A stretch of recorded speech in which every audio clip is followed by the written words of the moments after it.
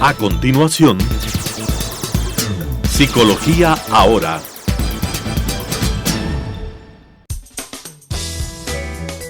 Clasificación A. Apto para todo público.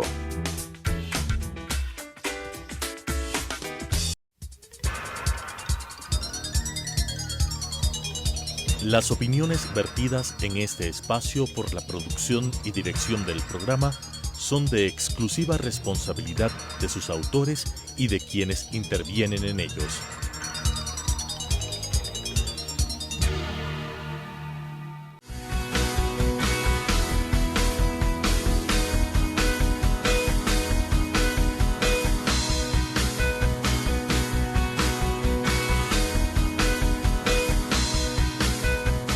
Buenos días, mis queridos televidentes, qué gusto tenerles aquí otra vez en su programa Psicología Ahora, el consultorio desde Telesucesos hasta tu hogar para que te pongas al día con las últimas técnicas y terapias del maravilloso mundo de la mente, las emociones y la psicología. Les recuerdo que el programa pasa los días martes a las 10:30 y el reprise es el día sábado a las 12:30.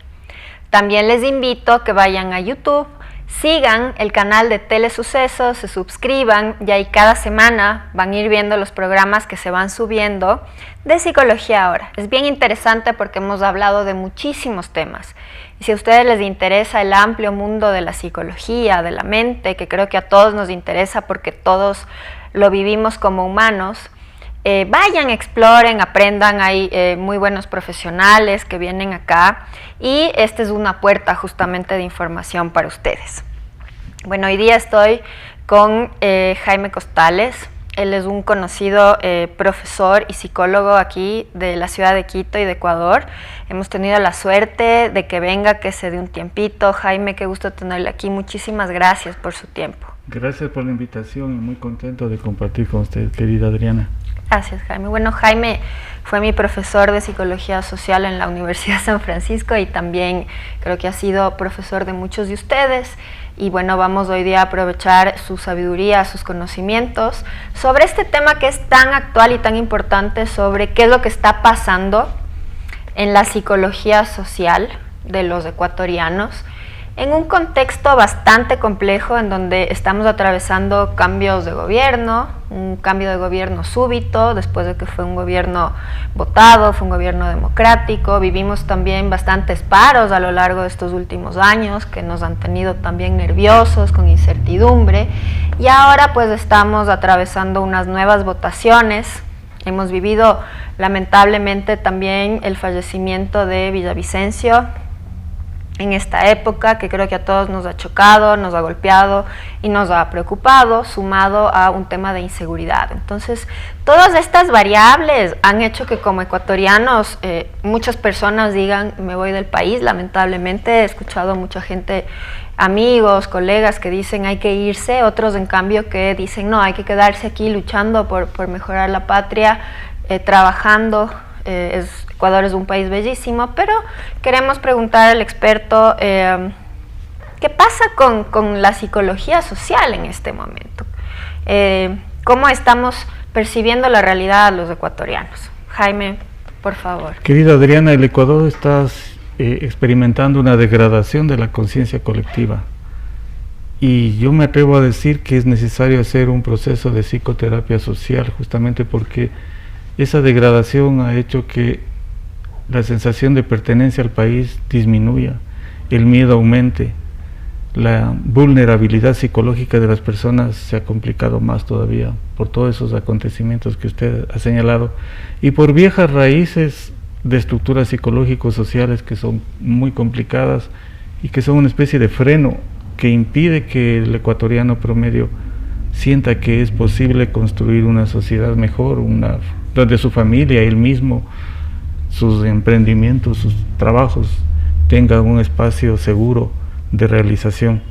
Entonces hay que ir al fondo de la cuestión porque usted ve que hay propuestas de todo tipo, no solo en las candidaturas, sino en general analistas de distintas áreas, hacen propuestas económicas, propuestas de orden social, propuestas de género, propuestas educativas, etcétera, todas ellas muy valiosas, pero no comprenden que la raíz de todo es la base del comportamiento, o sea, tenemos que ir a la estructura psicológica y modificar.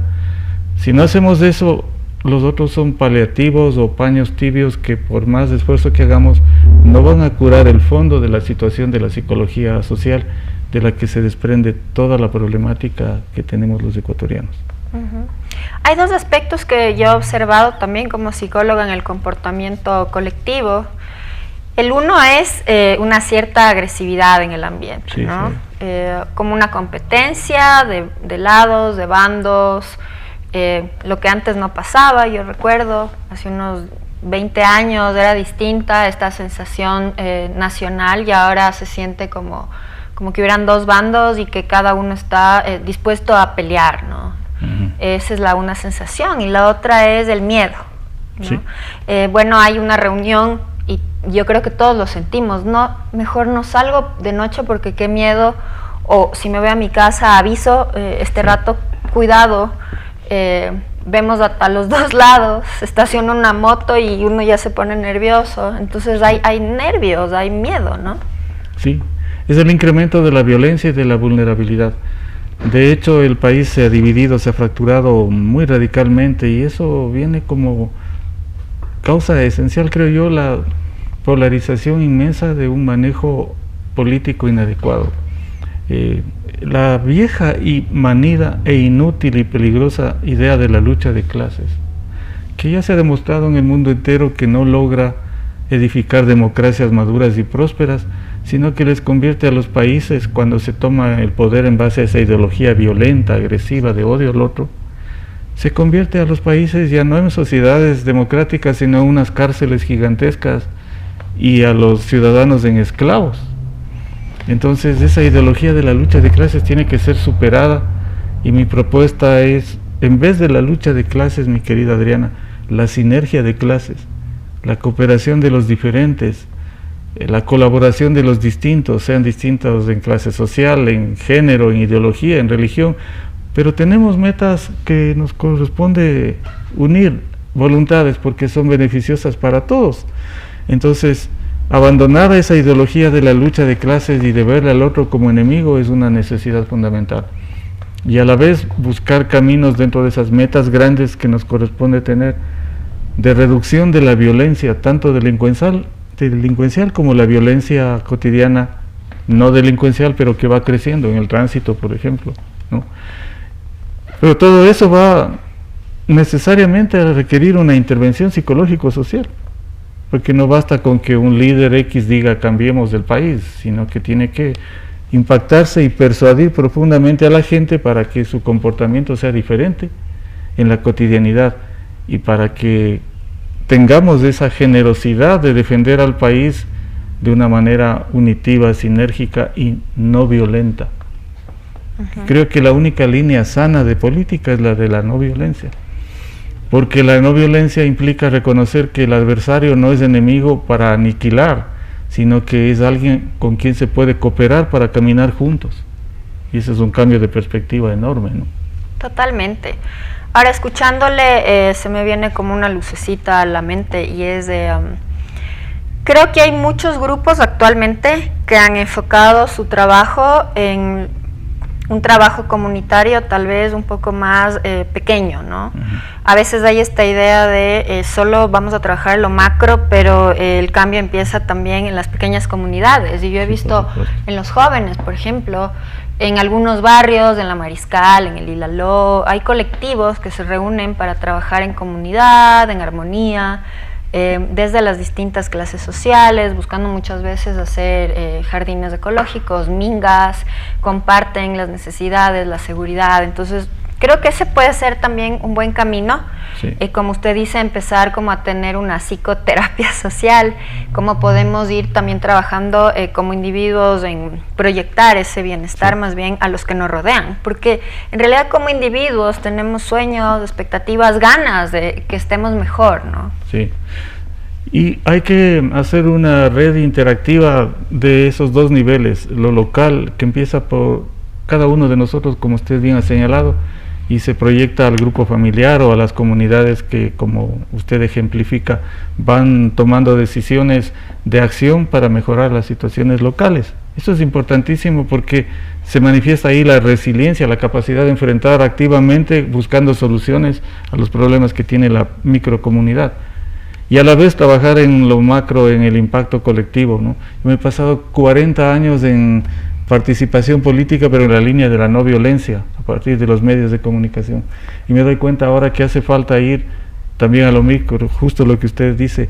Y estoy terminando este momento ya, justo ahora conversaba con la coordinadora de psicología, con nuestra queridísima doctora Cristina Crespo.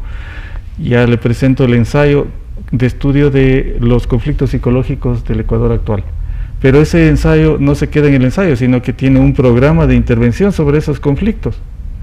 Y ese programa de intervención le estoy construyendo a partir de pequeños mensajes en video, de 30 segundos, de 40 segundos, para ir llegando al ciudadano común y corriente como cualquiera de nosotros, de todas las clases sociales, de todos los espectros, y lograr que se eleve lo que se llama resiliencia, esa capacidad de sentir que la vida también depende en parte de uno, y que puede cada uno contribuir en la transformación positiva del país, en esa línea de la no violencia. Y justo el martes, el lunes, se cumplieron 60 años del discurso de Martin Luther King en Washington, la marcha sobre Washington, donde da ese bellísimo discurso, para mí el más hermoso discurso de la política de la historia. Yo tengo un sueño, I have a dream. Y quiero decir, yo también tengo un sueño, y sueño que el Ecuador sea un país que despierte, un país pacífico, próspero, democrático, estable. Y ese sueño se puede construir solo a partir de uno mismo y de la cooperación sinérgica con los otros. ¿Cuáles son las trabas? Son trabas psicológicos sociales, no solo económicas, no solo políticas. Primera de ellas, que hay un sentimiento de inferioridad muy metido bajo la piel de los ecuatorianos. Buena parte de la población no cree en sí misma ni en el país y cree que es un país casi desechable, que no merece el esfuerzo ni la atención. Y eso lo que logra es que la resiliencia, la capacidad de solución valiente de los problemas se reduzca. Entonces, en ese estudio demuestro que la resiliencia en el Ecuador es más bien baja. Sí existe, por supuesto, hay heroísmo, valentía de la gente para sobrevivir y demás, pero no lo colectivo en la intensidad que necesitamos para transformarle al país todavía. Entonces hay que fomentar la resiliencia, ayudar a que la gente salga de ese desamparo aprendido, de ese creer que no es posible mejorar las cosas, y eso solo se va a lograr con una intervención consistente de psicoterapia social y psicopedagogía social. Totalmente, Jaime, y ahí conectando un poco la parte individual con la parte colectiva, se me viene este tema de la sombra, ¿no? Es como que también estas situaciones de conflicto y cuando se polariza el país empieza a haber esa agresividad. Pienso que de alguna manera nos conectamos con esa sombra individual también, ¿no? Sí, mal manejada y que sale y se desborda, ¿no? Tal vez aprovechando el caos para sacar incluso la sombra individual, viendo en las redes sociales, por ejemplo, ¿no? Estas peleas con tantas iras, ¿no? En donde se desborda eso y de alguna manera perdemos el centro del yo, que también tiene luz y que también busca ayudar, encontrar soluciones, ¿no? Entonces no sé hasta qué punto también estos escenarios sombríos colectivos se conectan también con lo individual, cómo conectar más con esta parte de individuación, que hablaba Jung, por ejemplo, de buscar trascender de los problemas, ¿no? Sí, mi querida Adriana, la sombra es muy contagiosa, entonces cuando el ambiente conflictivo de una sociedad está presente y crece, se activa sin que nos demos cuenta nuestro propio lado oscuro y nos volvemos más agresivos, más intolerantes, más inseguros, más vulnerables, más dependientes, más desesperados y por lo tanto más violentos. Pero de la misma manera, hay, como usted mencionó bien, ese lado luminoso en cada ser humano. Y justo lo que yo propongo de psicoterapia social es tocar e inspirar ese lado luminoso, constructivo, compasivo, incluso solidario que hay en cada persona, para que eso nos ayude a neutralizar esta sombra invasiva que nos está aplastando y vayamos poco a poco alumbrando el camino de este país de una manera constructiva. Entonces, sí, tenemos que insistir en eso, porque de lo contrario el país se va al despeñadero. Ahora ya estamos asustados, nos preocupa toda la violencia, el asesinato brutal de Villavicencio, las bombas que anoche explotaron en Quito, todo eso nos va poniendo más vulnerables. Pero justo por eso, en ese momento de oscuridad es cuando tenemos que recuperar y activar el lado más luminoso, heroico. Ahí tiene razón Zimbardo, necesitamos heroísmo ciudadano, heroísmo civil, esa valentía para decir, yo tengo algo que aportar. Y es mucho más que el granito de arena. Yo siempre he insistido en eso, usted recordará en mis clases, porque suena tan gentil, tan incluso patriótico decir voy a poner mi grano de arena, pero un grano de arena es demasiado pequeño. Entonces cada uno tiene que encontrar dentro de sí que tiene cantidades enormes de arena para colaborar en la construcción de un nuevo edificio social, y eso se logra. Nuevamente volvamos a Martin Luther King, inspirando a la gente a contactar con ese lado luminoso. Eso es lo que hizo Martin Luther King, convencerles a los negros estadounidenses de que no eran ciudadanos de segunda, de que no eran seres inferiores, sino seres valiosos, seres hermosos, seres trascendentes, capaces de iluminar su propia vida y la de los otros, y hacer una transformación pacífica que él logró liderar, y por eso es tan grande el impacto que produjo. Creo que necesitamos eso, una revolución no violenta. Totalmente, y conectando con esta revolución no violenta, quiero sacar algo optimista que yo he visto de los jóvenes, personas también de mi generación, que se han preparado, que han estudiado y que de alguna manera han ido armando estos colectivos de trabajo, ¿no? Tal vez no se ve, porque a veces en los medios no se ven las buenas noticias, pero creo que hay muchas personas que estamos trabajando desde la parte profesional o en ciertos grupos para crear nuevas visiones, crear nuevas integraciones, bajar prejuicios, ¿no? Y yo creo que eso hay que rescatar, porque claro, uno ve la tele a veces, las noticias, y te quedas con esa decepción de que todo está mal, pero hay mucha gente muy capaz acá, ¿no? Y que están abriendo nuevos espacios que antes no habían, incluso conectado con la parte de la ecología, que ya poniendo mi opinión personal, me parece que es una buena posibilidad de ir creciendo a través de la ecología, de la naturaleza, potenciando esa parte turística de nuestro país, y creo que hay muchos jóvenes que tenemos, digamos, esa búsqueda de cuidar este hermoso país lleno de bellos lugares naturales, ¿no? Sí, eso es importantísimo, porque la revolución no violenta que propongo está totalmente hermanada con el respeto por la vida y por la naturaleza, porque somos inseparables. Y entonces no solo es cambiar la sociedad, sino proteger el entorno y este milagro de belleza que es el Ecuador, más aún, ¿no?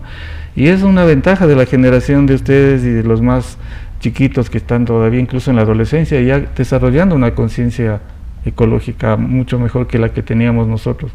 Y entonces yo tengo un sueño de Martin Luther King ahora tiene que involucrar no solo lo social, no solo lo económico, no solo lo político, sino fundamentalmente el reencuentro con la madre vida, la madre naturaleza, ¿no? Hace poco presentamos en la San Francisco un libro de poemas titulado Cantos a la Madre Tierra, a la Ama Toa en prequichua, ¿no? Y están también con cuadros que pinté alrededor de esos poemas. Y es un canto a la vida en el sentido pacífico, dialogante con la naturaleza. Y eso es otro potencializador, porque la defensa del Ecuador no es solo la defensa de la sociedad, sino del entorno natural, son inseparables. Y eso puede convocar muchísimo a los jóvenes, a los niños incluso, ¿no?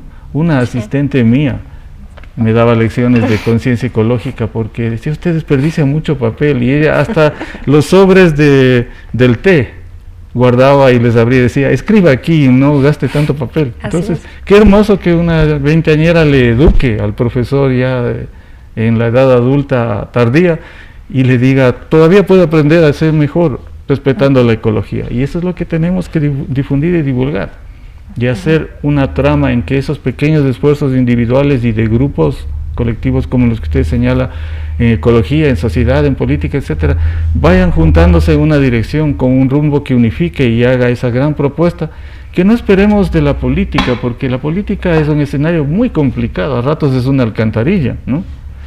Peligrosísima, sino que a pesar de lo mal que pueda ir la política, los ciudadanos construyamos.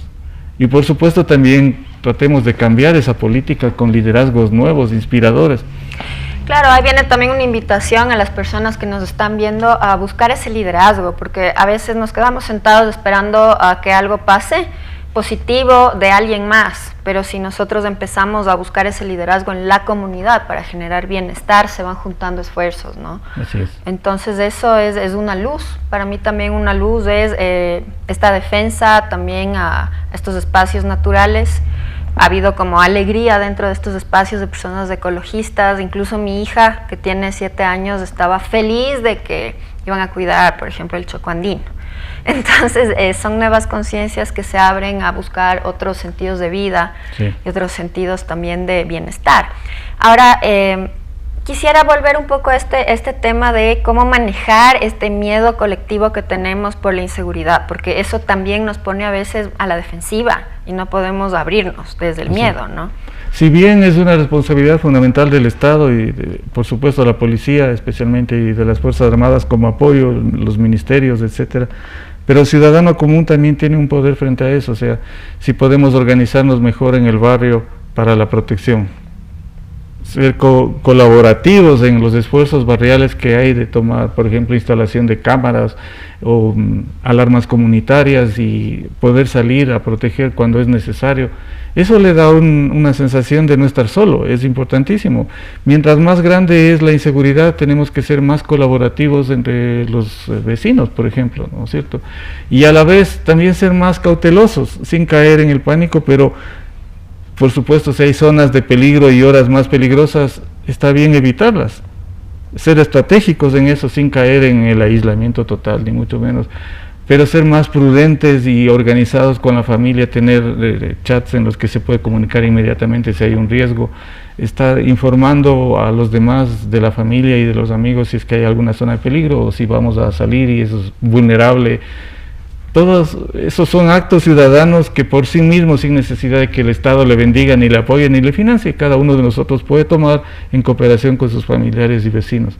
Entonces son sistemas de autodefensa positivos, propositivos, que ayudan a bajar las tasas de inseguridad y nos pone en una condición menos vulnerable de la que estamos.